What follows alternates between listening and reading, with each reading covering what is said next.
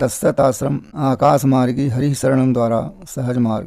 बिना साधना के साधक की उपासना कमजोर मानी जाती है। साधक को आहार व्यवहार का ज्ञान होना चाहिए। शास्त्र में भी लिखा है कि सात्विक आहार ही आध्यात्मिक मार्ग का एक सबसे सरल और सबसे सहज मार्ग है। यदि साधक अपने आहार को संयमित रखेगा, सात्विकी रखेगा, तभी उसका मन भी निर्मल हो पाता है। मन की निर्मलता विश्वास, श्रद्धा और भोजन व्यायाम के ऊपर निर्भर करता है। जैसे नदियाँ बहुत बह रही हैं, हर जगह नदी के किनारे चाहे हफ्ता में, चाहे महीना भर, चाहे 4 महीने तक संत लोग जा कर के वहाँ पर तपस्या करते हैं, साधना करते हैं, साधक बन के बैठते हैं। तो जल को जो है साक्षात मानते हैं कि ये मेरा गवाह है।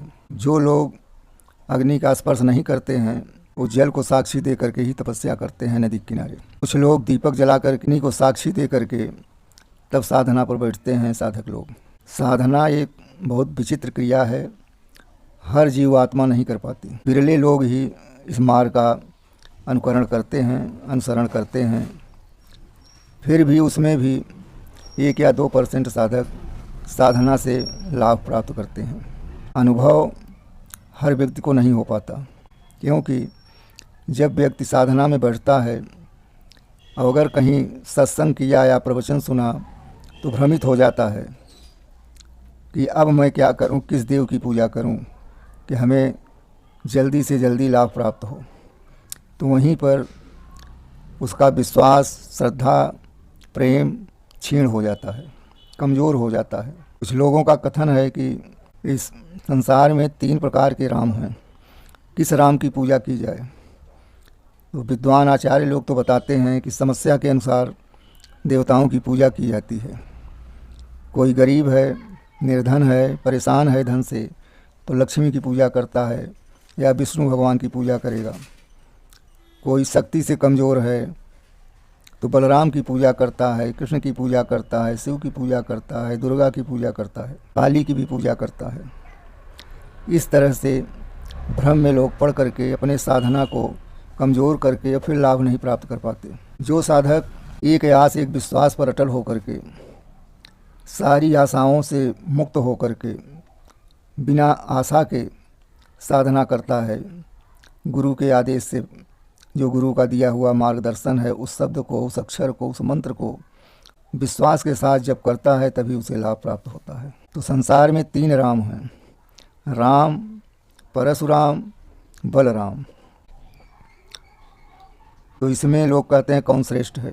तो श्रेष्ठता का अगर अनुभव करना है तो देखा जाए तो जो निर्द्वंद है, अकेला है, वो श्रेष्ठ माना जाता है। वही शक्तिशाली है आध्यात्म के माध्यम से, सहज मार्ग के माध्यम से। क्योंकि आशा ही ममता और अहंकार का बोध कराती है, जिससे विश्वास घट जाता है, लाभ नहीं मिल पाता। भक्ति साधारण भी है, असाधारण भी है। साधना साधारण भी है, असाधारण भी है। जब तक अनुभव गुरु नहीं मिलेगा या जो गुरु से आप दीक्षा लेते हैं वो स्वयं नहीं कुछ कर पा रहा है, नहीं करता है, नहीं जानता है, तब साधना में आपको कोई लाभ नहीं प्राप्त होगा। हम गुरु की कृपा, और दूसरे नंबर पर अपनी सार्थकता, परिश्रम, साधना में विश्वास, और तीसरी चीज़ है जिस देव की आप आराधना करेंगे उसकी भी कृपा होनी चाहिए। क्योंकि जब उस देव की कृपा हो जाती है तो पूर्व जन्म के जो किए हुए कुकर्म हैं वो क्षीण करता है, तब आदमी साधना में अपने को लाभान्वित होता है। तो परशुराम, बलराम, ये बल के थे, शक्तिशाली, इसलिए इनका नाम बलराम पड़ा। ये कृष्ण के बड़े भाई हैं। परशुराम, इन्होंने 21 बार क्षत्रियों का नाश किया अपने फरसे से, लेकिन ज्ञान होते हुए भी, शक्ति होते हुए भी, ईश्वरी गुण का प्रादुर्भाव होते हुए भी इन्हें मोह था, ममता थी अपने फरसे पर। त्रेता में जब भगवान राम धनुष यज्ञ में धनुष तोड़ा तो उस समय पता चलने पर परशुराम के आने से बहुत सुंदर संवाद हुआ था। लक्ष्मण परशुराम संवाद, राम परशुराम संवाद, रामचरितमानस के द्वारा पढ़ने से मालूम होता है कि संवाद में क्या अच्छाई है, क्या बुराई है। लेकिन हमें न अच्छाई लेना है न बुराई, हमें उसके सांकेतिक शब्द को पकड़ना है, इसका मूल तत्व तथ्य सार क्या है। तो भगवान राम से जब पूछा परशुराम ने धनुष तोड़ने वाला कौन है, तो भगवान राम मुस्कुराते हुए बोले कि हम क्या बताएं आपसे कि धनुष तोड़ने वाला कौन है। हो सकता है कोई आपका दास ही हो, लेकिन ये निर्णय नहीं दिया कि हम ही तोड़े हैं, क्योंकि राम जो हैं वो ब्रह्म रूप हैं, और ब्रह्म जो होता है वो माया से परे होता है, और ज़रूरत पड़ने पर माया को पकड़ भी लेता है। लेकिन 95% ब्रह्म जो है माया से दूर रहता है, जिससे कारण वो शक्तिशाली माना जाता है और देवताओं की अपेक्षा। तो परशुराम को ममता है फरसे से, लेकिन भगवान राम धनुष को तोड़ दिया। तोड़ने के बाद उन्हें अहंकार नहीं था कि मैंने धनुष को तोड़ा, लेकिन इस राज को, इस सांकेतिक शब्द को परशुराम न समझ पाए। लास्ट में परशुराम ने जो है अपनी गांडीव धनुष को दे करके उनसे परीक्षा लिया, और जब उन्होंने गांडीव पर चढ़ा दिया रस्सी को, तो उन्हें मालूम हुआ कि ये कोई पूर्ण ब्रह्म का रूप होकर आए हैं, ब्रह्म रूप में। तो कहने का तात्पर्य यही है कि जिसके साथ 3 शब्द लगा है, 2 शब्द लगा है, बलराम के साथ राम में 2 शब्द, परशुराम में 3 शब्द लगा है परशुराम। तो जो फरसे से प्रेम किया, ममता किया, वो राम, और जो अपने बल का अनुकरण करके और राम बना, बलशाली थे, तो उन्हें बल का अभिमान था, इसलिए वो बलराम हुए।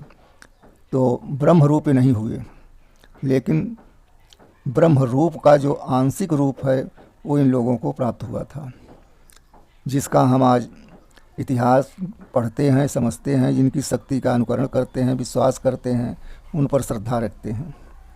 महेंद्रगिरी पर आज भी कहते हैं परशुराम रहते हैं, वहाँ पर हैं, तो उनकी जो शक्ति है वो हवा के माध्यम से वहाँ विचलित है, चल रही है, लेकिन सशरीर परशुराम फरसा धारण किए हुए वहाँ नहीं है। इन भ्रांतियों में नहीं पड़ना चाहिए, ये सब कथानक हैं। तो जो धनुषधारी राम नहीं कहे गए, केवल उन्हें राम या रामचंद्र कहा गया या सीताराम कहा गया, इसलिए ब्रह्म हैं, सर्वश्रेष्ठ, तीनों रामों में श्रेष्ठ हैं, और इनकी पूजा ही सर्वश्रेष्ठ मानी जाती है। ये भी पूर्ण नारायण के अंशी हैं, ब्रह्म के रूप में इनको भेजा गया है, और ये आकर के त्रिदेवों का साथ दिया है, ब्रह्मा विष्णु महेश का। यही इनकी क्रियाएं हैं।